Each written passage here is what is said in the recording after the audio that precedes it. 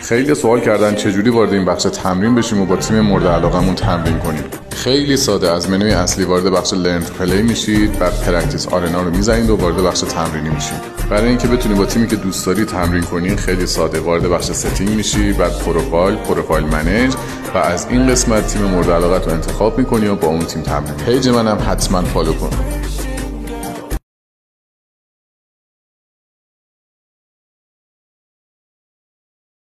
Got this Persian girl who's on my mind.